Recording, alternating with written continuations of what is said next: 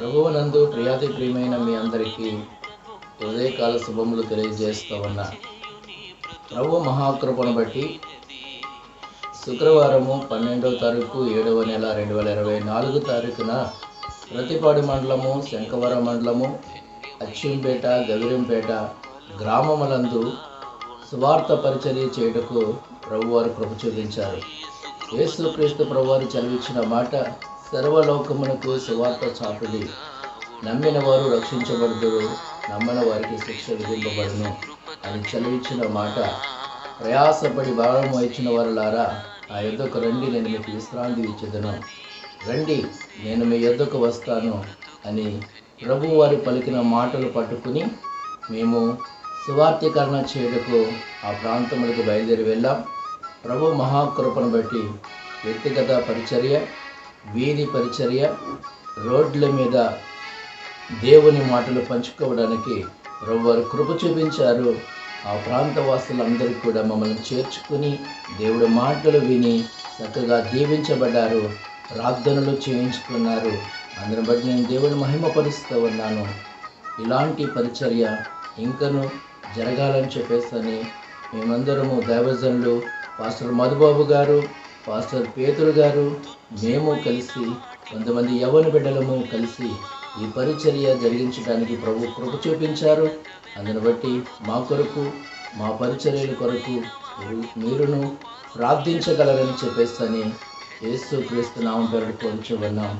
ఈ పరిచర్య నానాటికి అభివృద్ధి చెందడం కొరకు మీరందరూ కూడా ప్రార్థన చేయగలరని తెలియజేస్తూ యేసు మిమ్మల్ని దీవించి ఈ వీడియో వింటున్న మీరందరూ కూడా ప్రభువు పరిచర్య, దేవుని యొక్క రాజ్యము భూమి మీద విస్తరించబడలాగున ప్రార్థించగలరని కోరుచు మిమ్మల్ని యేసు నామములో దీవించుచున్నాను.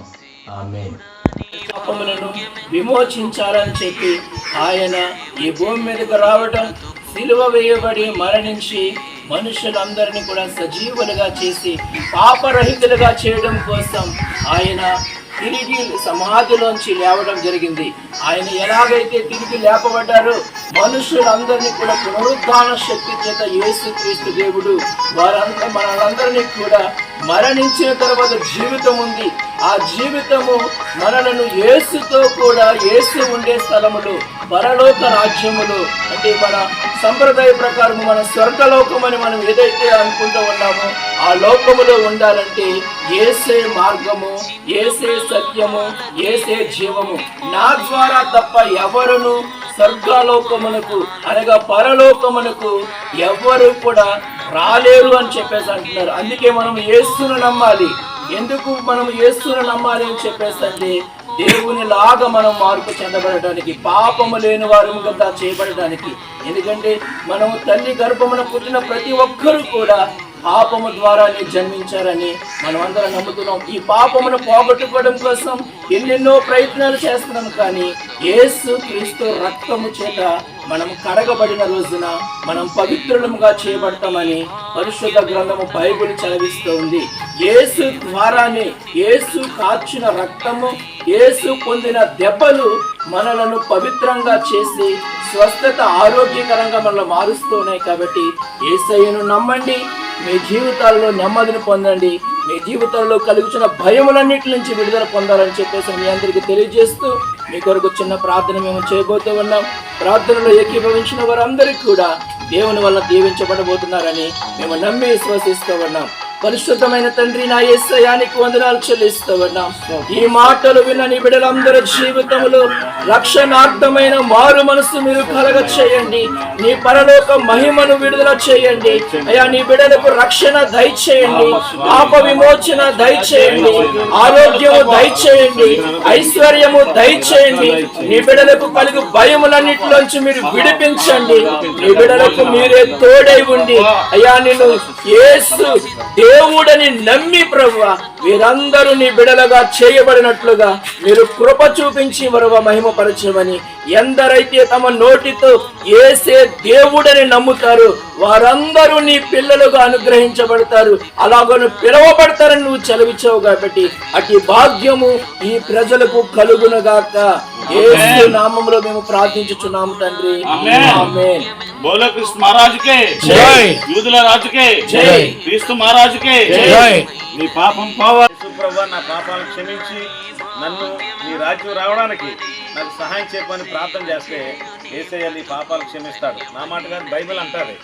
ఏమన్నదంటే, ఈ వాక్యాన్ని ఎవడైతే అంగీకరిస్తాడో విశ్వసిస్తాడో వాడు నశింపక నిత్య జీవాన్ని పొందుతాడు. అట్టి నిత్య జీవం ప్రభువైన యేసుక్రీస్తు ఈ యొక్క గ్రామ ప్రజలకు దేవుడు అనుగ్రహించును గాక. ఆమేన్.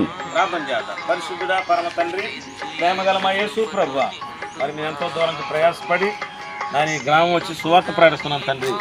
మీ సహాయం దయచేయండి, మీ కాపుదలు ఇవ్వండి. ఈ యొక్క గ్రామం కొరకు, గ్రామ రక్షణ కొరకే ప్రార్థన చేస్తాం. ఈ వీధుల్లో పత్రికలు పెంచుతూ మీ సువార్త ప్రకటిస్తుండగా మీ కృపా కాపుదల గ్రామానికి అనుగ్రహించి క్రీస్తు ప్రభువును రక్షకుని అంగీకరించి వారి పాపాలు క్షమించబడి నిత్య జీవం చేరడానికి కృపనిమ్మని క్రీస్తు యేసునామం పేర ప్రార్థిస్తున్నాం తండ్రి. ఆమేన్. నీ పాపం పోవాలంటే యేసును నమ్మాలి, నువ్వు మోక్షం చేరాలంటే యేసును నమ్మాలి. బలో యేసు మహారాజుకి జై, రాజుల రాజుకి జై. దేవుడు మిమ్మల్ని దీవించును గాక. ఆమేన్. యేసు క్రీస్తు ద్వారాగా మనకి రక్షణ. రక్షణ అంటే మన యొక్క శరీరాన్ని కాపాడుకోవడానికి మనం వస్త్రాలు ధరిస్తాము. అలాగే మానవుని యొక్క పాపం ద్వారా కలిగినటువంటి మరణం నుంచి విమోచన, విడుదల, రక్షణ కలుగు చేయటం కొరకై ఆ దేవాతి దేవుడైన యేసుక్రీస్తు ఈ లోకానికి శరీరధారిగా మానవుడిగా వచ్చి మనుషుల యొక్క పాపం నిమిత్తమై ఆయన శిలువ తాడు మీద బలియాగమయ్యాడు. రక్త ప్రోక్షణ లేనిదే పాప క్షమాపణ లేదు అని మన మత గ్రంథాలు తెలియజేస్తున్నాయి. అయితే రక్తము పుణ్యాత్ముడిదై ఉండాలి, పాపం లేనివాడిదై ఉండాలి. భూమి మీద పుట్టిన ప్రతి నరుడు పాపం ద్వారా జన్మించాడు. యేసుక్రీస్తు ఏ పాపం లేనివాడు, కన్య అయిన మరియకు పరిశుద్ధాత్మ ద్వారాగా లోకంలో జననమై 33.5 సంవత్సరాలు భూమి మీద బ్రతికడు, కానీ ఆయనలో ఏ పాపం వెలుబడి చేయలేకపోయింది. అట్టి పరిశుద్ధుడు పరమాత్ముడు మన ప్రభువైన యేసుక్రీస్తు నీ కొరకు నా కొరకు ఆ యొక్క పరిశుద్ధ రక్తాన్ని శిలువ మీద చిందించాడు. అందుకే యేసుక్రీస్తు యొక్క రక్తము మనుషుని యొక్క ప్రతి పాపమును విడిపిస్తాడు. అది మన పాపం విడుదల కలగాలంటే అందుకే యేసు ప్రయాసపడి భారం మోస్తున్న సమస్త జనుల యొక్కకు రండి. యేసుక్రీస్తు యొక్కకు ఎవరైతే వస్తారో వారికి ఉన్నటువంటి ప్రతి పాపం అనే భారమును చుడిపించి విమోచన, రక్షణ, విడుదలను అనుగ్రహిస్తాడు. కనుక ఈ మాటలైనా నీవు నీ హృదయం యేసుక్రీస్తుని అంగీకరిస్తే నేడే నీకు రక్షణ, విమోచన. యేసుక్రీస్తు యొక్క శిలువ రక్తం మన ప్రతి పాపను చుడిపిస్తుంది. కనుక ఈరోజు వాక్యాన్ని బట్టి మీరు ప్రభువుని అంగీకరిస్తే నేను మీ కొరకు చిన్న ప్రార్థన చేస్తాను.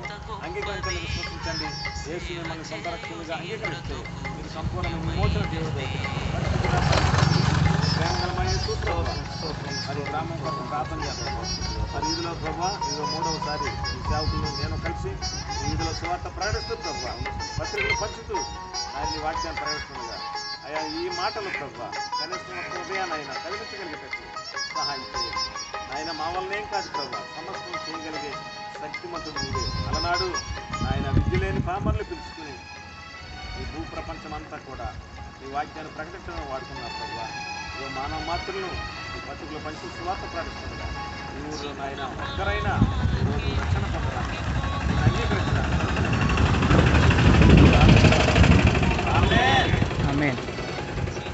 పాపం పోవాలంటే యేసుని నమ్మాలి, మోక్షం చేరాలంటే యేసుని నమ్మాలి. పాపం పోవాలంటే యేసుని నమ్మాలి, మోక్షం చేరాలంటే యేసుని నమ్మాలి. బలో యేసు మహారాజుకి జై, రాజుల రాజుకి జై. దేవుడు మిమ్మల్ని దీవించును గాక.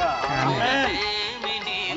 రానీయడు సర్వ సమృద్ధిని కలిగించి పోషిస్తాడు, సర్వ సమృద్ధిని కలిగించి పోషిస్తాడు.